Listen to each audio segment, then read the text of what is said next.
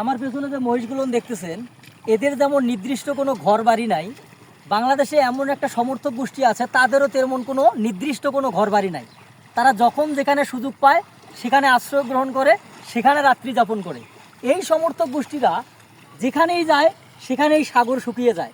তারা প্রথমে কেপ বার্ডদের বাড়িতে আশ্রয় নিল। কেপ বার্ডে যখন তাদের বাড়ি যখন হারিয়ে গেল কিংবা তাদের বাড়ি যখন ধ্বংস হয়ে গেল, তখন তারা আশ্রয় নিল মিশরের পিরামিডে। এখন মিশরের পিরামিড যখন ভেঙে গেল, তখন তারা সুইস ব্যাংকে অর্থাৎ সুইজারল্যান্ডে গিয়ে লক করলো। এখন এই সমর্থক গোষ্ঠীটাই আজকে নাকি ইংল্যান্ড সাপোর্ট করবে। তাহলে চিন্তা করুন, এরা যে অভাগা, এরা যেদিকে যায় সেদিকে সাগর শুকিয়ে যায়।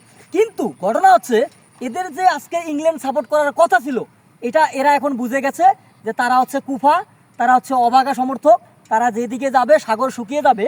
তাই তারা তাদের প্রতিপক্ষ অর্থাৎ আমাদের টিমকে, অর্থাৎ আর্জেন্টিনা টিমকে তারা কিন্তু আজকে সাপোর্ট করার সিদ্ধান্ত নিয়েছে। অলরেডি ফেসবুকের মধ্যে বিভিন্ন ভিডিওতে এটা ছয়লাভ হয়ে গেছে, তারা আর্জেন্টিনা সাপোর্ট করবে।